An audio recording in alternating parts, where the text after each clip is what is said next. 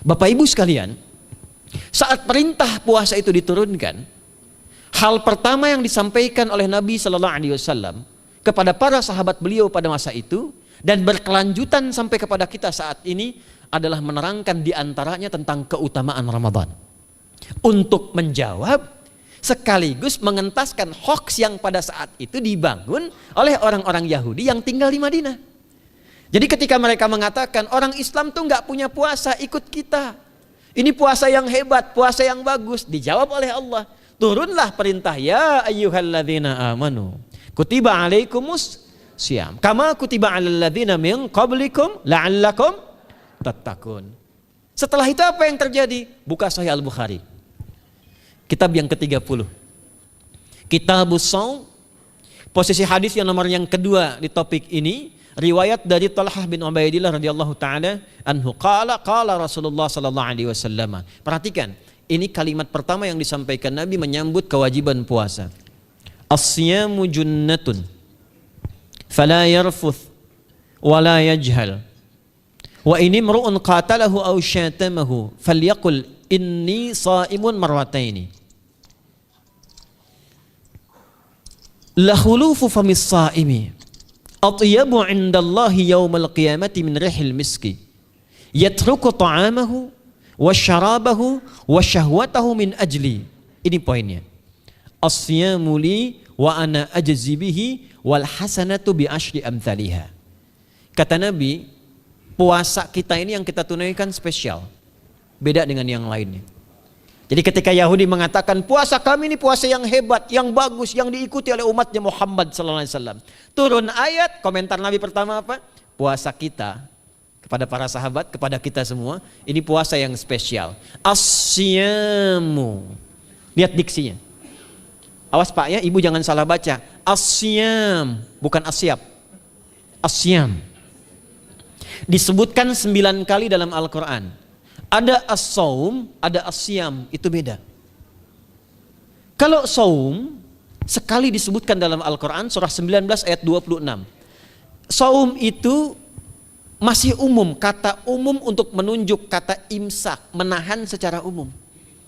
Bisa berarti puasa yang ada ketentuan aturan, bisa berarti menahan secara singkat. Apa saja yang bersifat menahan, itu saum namanya.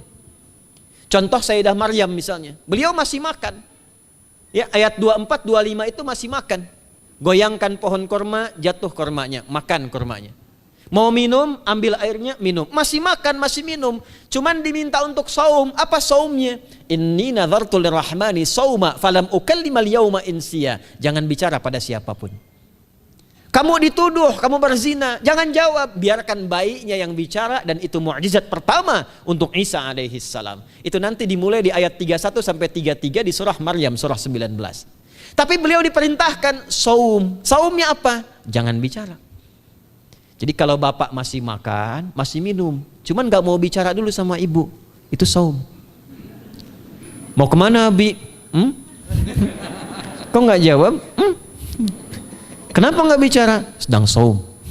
Saum apa? Gak mau bicara sama mama. Itu bicara, contoh.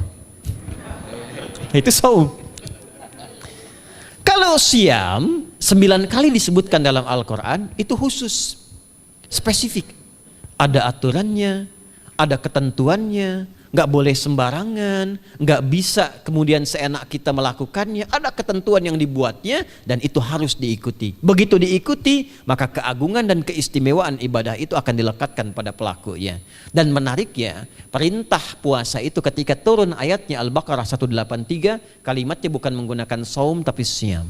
Ya ayyuhalladzina amanu kutiba alaikumus. Nah kata Nabi, asyamu junnatun. Kalau benar puasa kita ini, kita tunaikan yang Ramadan ini, maka dia akan melahirkan satu yang tidak ditemukan pada ibadah lain, yaitu junnah. Ada jinnah, ada jannah, ada junnah. Itu beda. Tapi semua katanya, itu hurufnya sama, cuma harokatnya beda. Coba lihat ya, ada junnah, jinnah, dan jannah. Jannah artinya apa? Surga. Jinnah artinya apa? Jin. Jamak dari kata jin. Minal jinnati wan nas. Baik ya. Ada junnah. perisai. Itu ketiga-tiganya berasal dari huruf jim, nun, kemudian ta. Dalam bahasa Arab, setiap ada huruf dimulai dengan jim dan nun itu pasti tersembunyi, gak kelihatan. Saya ulang ya, setiap ada huruf dimulai dengan jim dan nun kalimatnya itu pasti gak nampak, gak kelihatan. Janin kenapa disebut janin? Karena masih tersembunyi dalam rahim ibundanya, gak kelihatan. Begitu keluar tampak jadi bashar, jadi bayi yang terlihat. Jin kenapa disebut dengan jin? Karena nggak nampak. Makanya fitrah jin itu Pak, Ibu, fitrahnya tersembunyi. Jadi kalau ada jin melakukan penampakan, itu jin sedang punya masalah. Betul, itu nyata. Dan yang lebih punya masalah, ada orang-orang manusia yang mencari-cari penampakan jin. Itu sedang kurang sehat itu. Ya, betul, karena jin itu dipasangkan di Al-Quran dengan ins. 18 kali pasangan ini disebutkan, itu lawannya langsung. Jadi jin tersembunyi, ins nampak. Ins itu kelihatan, makanya makhluknya tampak. Jadi kalau ibu ada bapaknya pulang ke rumah sembunyi-sembunyi, itu bapak sedang menjadi? Bukan.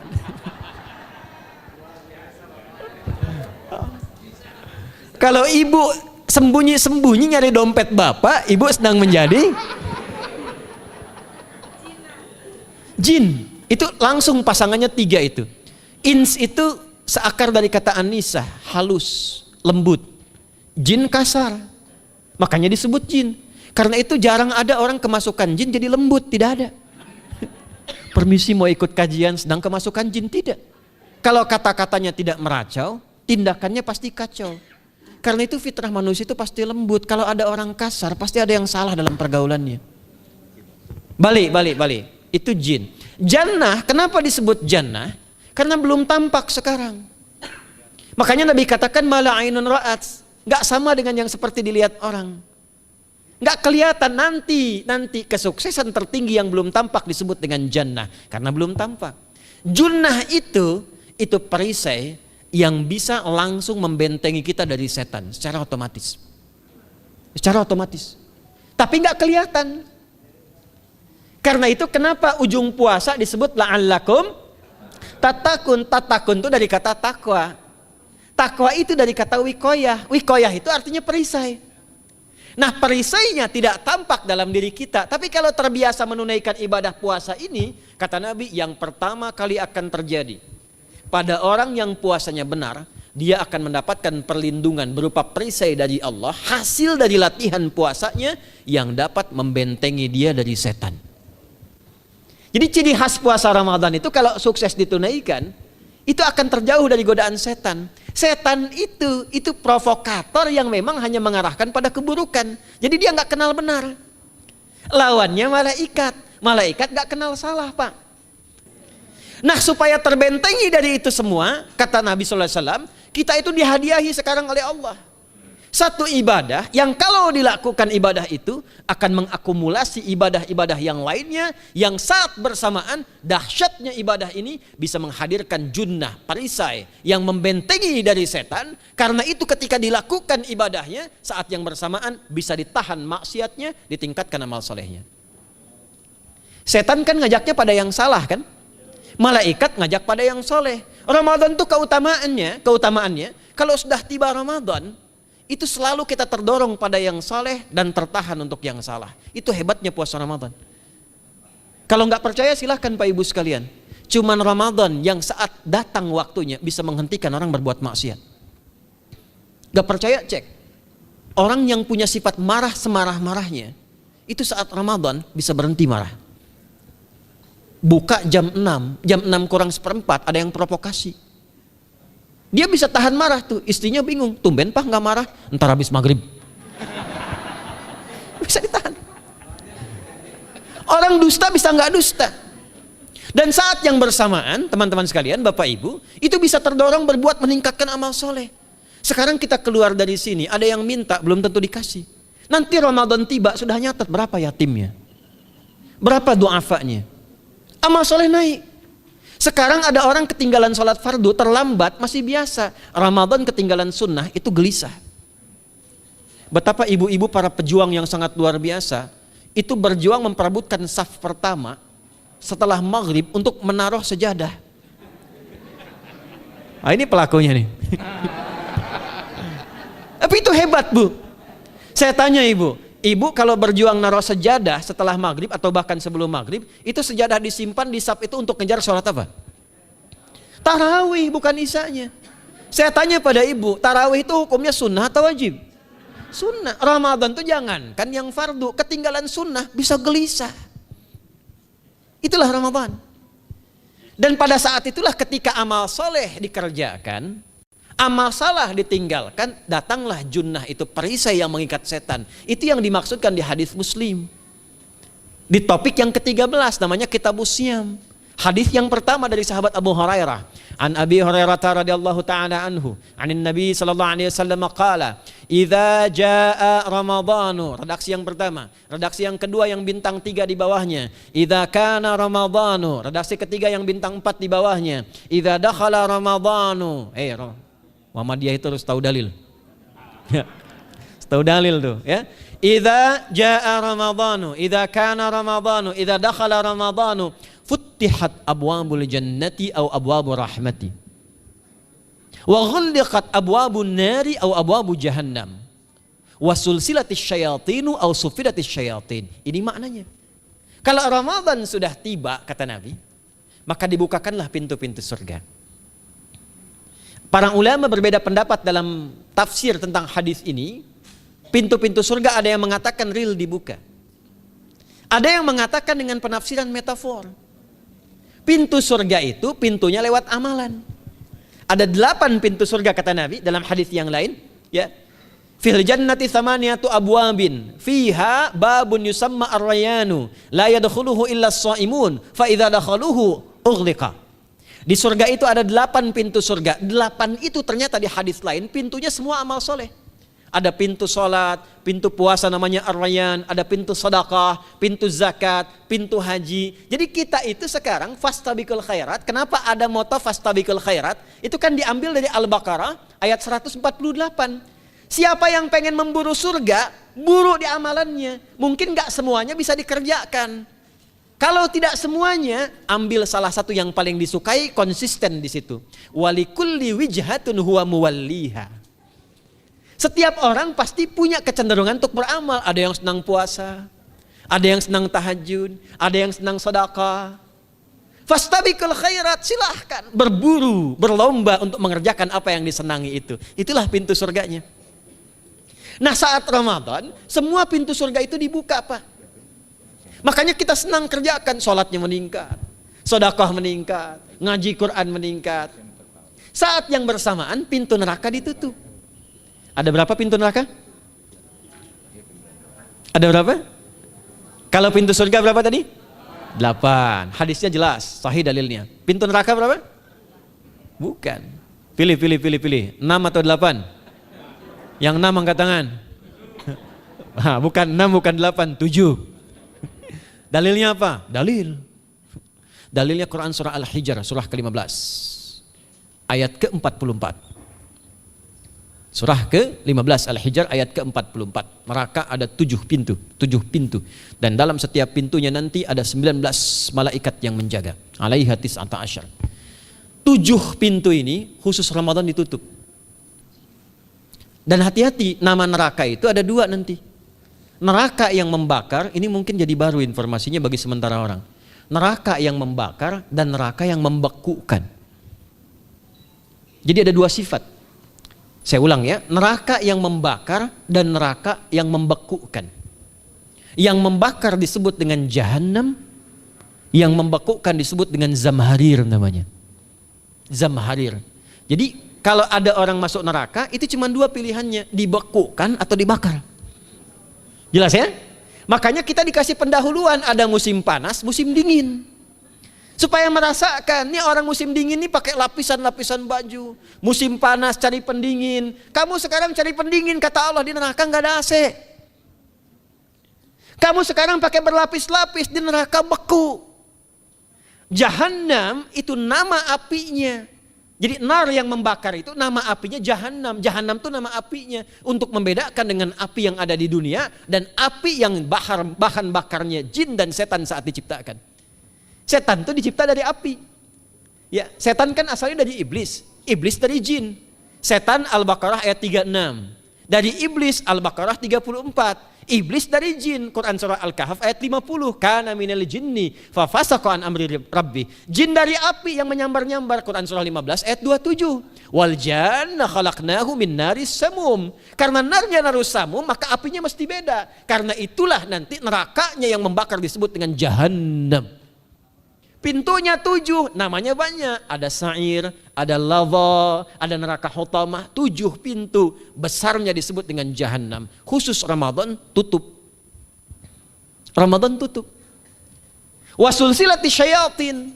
Setan itu dibelenggu, diikat rapat. Bagi orang yang mau puasa benar.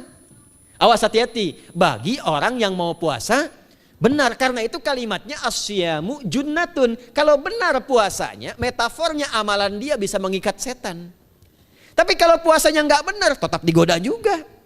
Makanya jangan heran, walaupun Ramadan tetap kotak infak ada yang hilang. Sendal ada yang hilang. Karena puasanya bukan siam, puasanya saum. Sedangkan diksi Nabi yang mengatakan asyamu junnatun. Puasanya yang harus benar. Nanti kita belajar fikih setelah itu. Saya ingin pendahuluan dulu ya. Setelah itu apa yang kata Nabi katakan?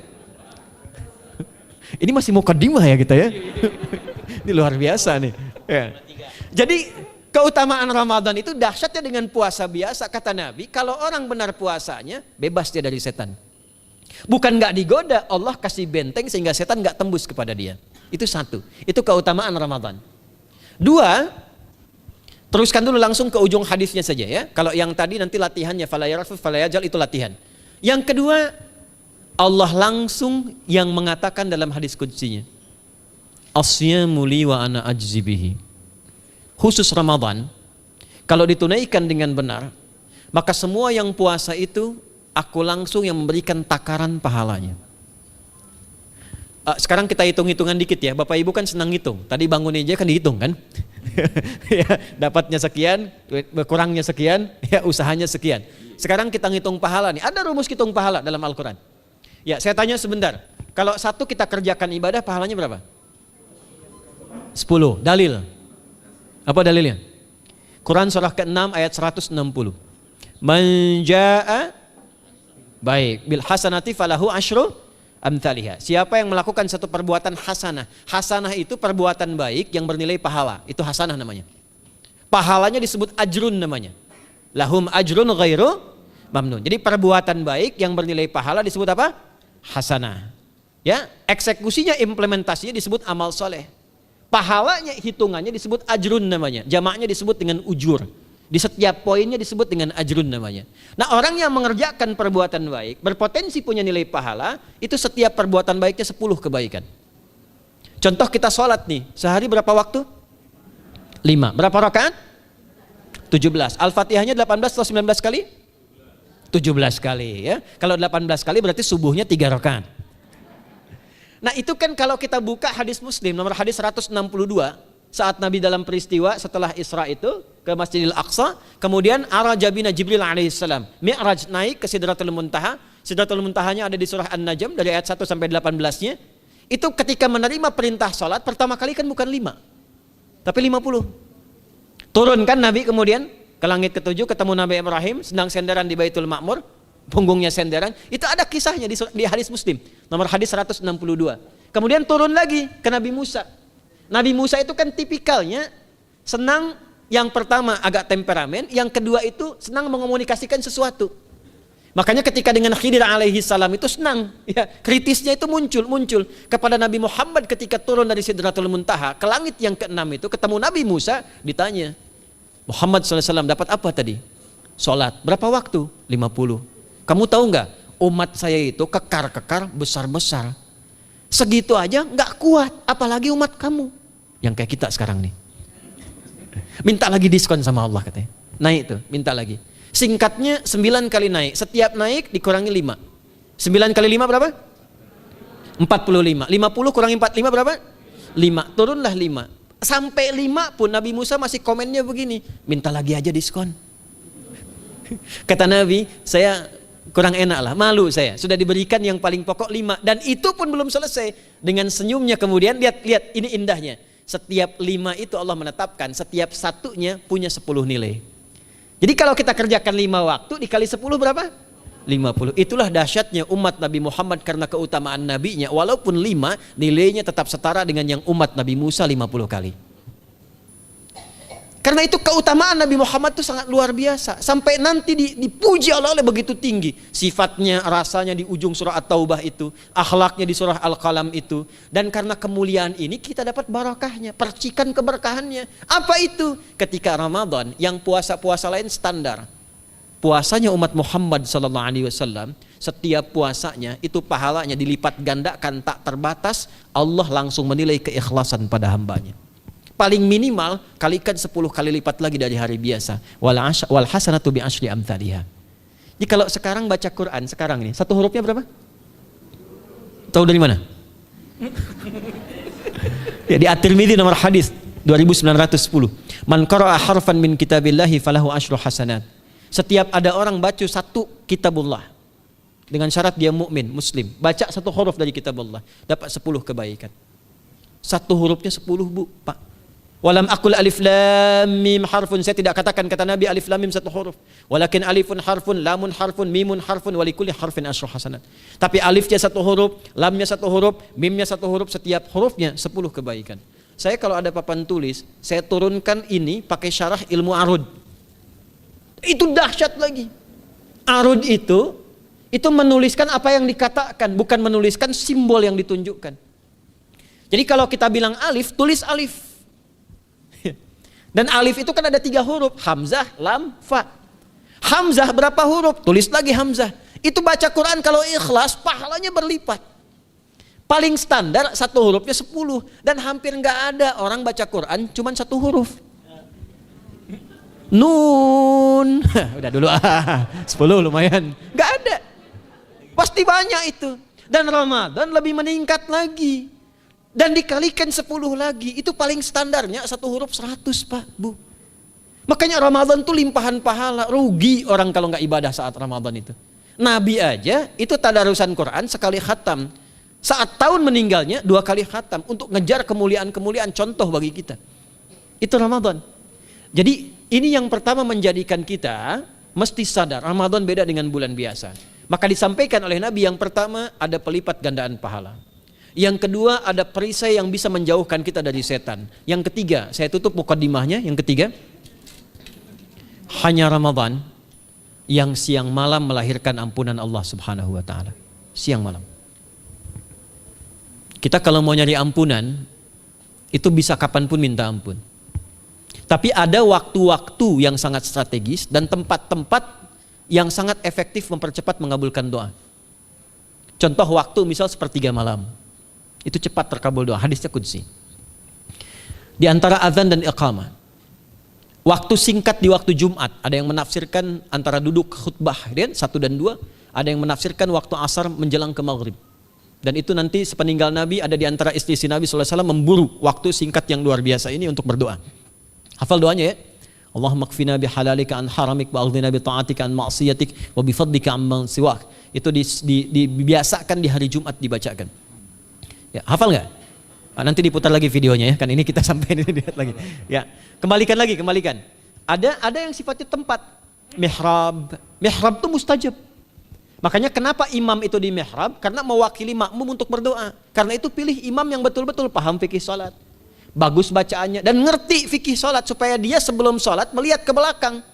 Itu bukan cuma merapatkan barisan, tidak, untuk melihat siapa yang salat. Apakah tahan berdiri lama kalau dibacakan bacaan panjang? Atau ada yang buru-buru. Lalu bacaannya apa yang sesuai untuk makmumnya? Itu fikihnya. Karena itu tempatnya di mihrab. Dan mihrab itu viral, tempat yang cepat mengabulkan doa. Maryam itu punya mihrab. Nabi Zakaria saat minta keturunan, itu mohon kepada Allah di mihrabnya Maryam. Ali Imran ayat 38-39. Hunalika da'a Zakaria rabbah qala rabbi habli min ladunka dzurriyyatan thayyibah innaka sami'ud du'a. Fanadatul malaikatu wa huwa qa'imun yusalli fil mihrab. Cepat terkabul doa. Masjid cepat terkabul doa. Tapi Ramadan itu menggabungkan semuanya. Enggak usah tunggu sepertiga malam. Siangnya diampuni, malamnya diampuni. Apa dalilnya? untuk malam lekat dengan ibadah qiyam namanya. Man qama ramadhana imanan wahtisaban ghufira lahu ma taqaddama min. Siapa yang mampu menghidupkan Ramadan di malam harinya. Dan jangan salah Bapak Ibu sekalian, awas jangan salah ya. Ramadan itu satu paket ibadahnya. Bukan cuma puasa. Ramadan satu paket, ada paket siang, ada paket malam. Dan gak ada paket hemat. Full. Ada siang, ada malam. Dan itu semua sama, cuma beda satu huruf. Hadisnya sama, ibadahnya juga diksinya sama, cuma beda sehuruf. Malamnya qiyam, siangnya siam. Awas ya, malamnya apa? Qiyam, siangnya apa? Siam. Cuma beda satu huruf. Dan itu satu paket. Jadi kalau Anda tertinggal, jangan Anda lah, jangan kita. Kalau ada orang yang tidak mengerjakan semalam, misalnya qiyamnya, cuman siamnya, sah puasanya, benar sesuai rukun, sah. Cuman tidak sempurna keutamaan Ramadannya. Karena itu Allah mengatakan kalau sedang puasa, sempurnakan dengan ibadah malamnya. Itu ada di Al-Baqarah ayat 187. Tsumma atimmus syiyama ilal lail. Muqaddimatul lail maghribnya untuk puasa, lail atasnya untuk qiyam. Orang yang mampu menghidupkan ibadah malam, jangan salah ya. Nanti kita mulai puasa, insya Allah yang pertama dimulai ibadah malam. Qiyam, bukan siam. Jadi jangan terlampau soleh, puasanya nanti nunggu fajar. Malam itu qiyam. Nah qiyam ini ada potensi ampunan dosa Pak Bu. Jadi kalau kita manfaatkan ibadah ini dengan benar, misal ya kita kan nggak tahu ajal nih. Tiba kemudian kita manfaatkan qiyam bangun, ditunaikan dengan benar, itu Masya Allah. Meninggal misal dalam sujud, itu jaminannya, ghufira lahu ma taqaddama min dzambi. Siapa yang benar ibadah qiyamnya, sampai detik itu, ditunaikan karena imannya, ikhlas karena Allah, saat bersamaan dia introspeksi diri, begitu dia tunaikan, misal dia meninggal, misal saja, semua dosa-dosa yang pernah dia tunaikan diampuni pada saat itu. Ma itu tanpa batas. Ma taqaddama min dzambi, ma semua yang pernah dia kerjakan dalam hidupnya. Karena itu viral. Sayyidah Aisyah itu pernah minta petunjuk pada Nabi di hadis Muslim. Bertanya pada Rasulullah, "Ya Rasulullah, kalau malamnya saya pengen ibadah dan qadar Allah bertepatan dengan malam Al-Qadar, apa yang saya minta?" Itu sampai diajarkan oleh Nabi doanya, dan doanya sahih. Di At-Tirmidzi dikuatkan lagi dengan lebih lengkap redaksinya. Kata Nabi, kalau engkau bersamaan dengan itu malam hari bangun, bersamaan, faquli, katakanlah, Allahumma innaka afuwun karim, tuhibbul afwa fa'fu anni. Nanti di hadis yang Muslim, Allahumma innaka afuwun, di At-Tirmidzi ada kata karimnya. Innaka afuwun karim, tuhibbul afwa fa'fu anni. Itu malam Bu. Biasanya nunggu sepertiga malam, waktu sahar. Ya, jadi waktu sahar itu waktu singkat menjelang fajar. Kalau subuh sekarang 4:08, itu kira-kira sahar tuh jam setengah 4 lah. Ya, 3:30 sampai jam 4 itu namanya sahar. Bukan lail. Kalau lail dari ba'da isya sampai sahar. Sekarang isya setengah 8 misalnya. Jam 8 tuh sampai setengah 4 namanya lail. Jelas ya? Lail tuh malam. Jamaknya layali. Turunannya lela, lili, lala itu malam. Ya, ibu leli, ibu malam-malam gitu ya. Gitu. Nah itu waktu menjelang fajar setelah lail sahar, jamaknya ashar. Ashar itu disampaikan di Al-Quran, waktu terbaik untuk istighfar. Quran surah 51 ayat 18. Wabil ashari hum yastaghfirun. Yang biasa istighfar berpeluang dapat ridho Allah dan disiapkan surga terbaik, melebihi kemewahan dunia. Itu ada di ayat ke-16, 17, 18. Ya, dari ayat 15-nya, 16-nya, 17-nya adalah untuk yang saharnya, 16-nya itu kalimatnya. Ya, 16-nya dengan mengatakan Rabbana amanna faghfir lana dzunubana wa qina adzabannar. Ayat 17-nya as-sabirina was-sadiqina wal qanitina wal munfiqina wal mustaghfirina bil ashar. Itu hari biasa seperti sekarang. Ramadan dari ba'da isya sampai terus lagi sampai masuk waktu fajar, siangnya pun masih ada ampunan Allah. Man shoma ramadhana imanan wahtisaban ghufira lahu ma taqaddama min. Saya tanya sekarang, siapa yang enggak punya dosa boleh angkat tangan? Yang dosanya banyak boleh angkat tangan. Tuh, saking banyaknya kita nggak bisa ngangkat. Sekarang rubah kalimatnya. Yang ingin masuk surga angkat tangan. Insya Allah. Yang ingin surga Firdaus angkat tangan. Tuh, maka ironi itu tampak dalam perilaku kita. pengen ke surga, tingkatan Firdaus, tapi ngaku dosa banyak. Itu dia. Maka Allah punya sifat Rahman dan Rahim. Rahman untuk dunia, Rahim untuk akhirat. Maka diberikanlah kesempatan Ramadan untuk menggugurkan semua dosa itu. Karena itulah Bapak Ibu sekalian, penting kita menyiapkan, karena nunggu Ramadan itu nggak mudah. Dan nggak semua orang itu akan sampai kepada momen yang dimaksudkan. Karena itulah malaikat Jibril itu langsung komen. Ya, jadi ada dua riwayat nih, Nabi yang berdoa, malaikat yang mengaminkan, ada malaikat yang berdoa, Nabi yang mengaminkan. Jadi Nabi akan naik memberikan tausiah di mimbarnya. Mimbar Nabi itu ada 3 gundakan. Begitu naik ke gundakan pertama, ada 3 gundakan. Lalu tibalah kemudian beliau bersabda. Ada riwayat Nabi yang berkata, malaikat mengaminkan. Ada riwayat sebaliknya, malaikat yang berkata, Nabi mengaminkan. Raghima'an forajulin. Awas, hati-hati nih. Raghima'an forajulin. Liman adraka Ramadhana falam yughfar lahu. Terhina di hadapan Allah Subhanahu wa taala. Kotor dirinya. Bu'dan, jauh dari rahmat Allah. Liman adraka Ramadhana, siapa yang sudah disampaikan ke bulan Ramadan falam yughfar lahu, tapi tak mampu mendapat ampunan Allah Subhanahu wa taala. Karena itulah saya ingin cepat. Satu, kenapa Ramadan istimewa? Karena ada ampunan Allah yang sangat luar biasa. Kenapa Ramadan istimewa? Karena ada pelipat gandaan pahala.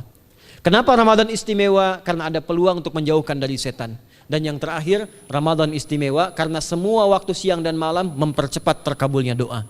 Itu yang dijamin di ayat 186 dalam rangkaian ayat Siyam dari ayat 183 sampai 187. Ayat 186-nya khusus untuk mempercepat terkabulnya doa. Wa idza sa'alaka 'ibadi 'anni fa inni qarib. Ujibu da'watad da'i idza da'an. Falyastajibu li wal yu'minu bi la'allahum yarshudun. Tafsirnya apa? Hadis Nabi sallallahu alaihi wasallam. Thalathatun la turaddu da'watuhum. Al-imamul 'adil was-sha'ima hatta yuftira.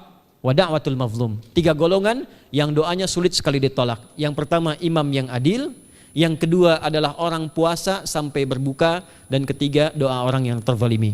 Jadi kalau Bapak Ibu pengen cepat dikabulkan doanya secepat kilat, maka jadilah pemimpin yang adil. Kalau belum mampu, latihan puasa.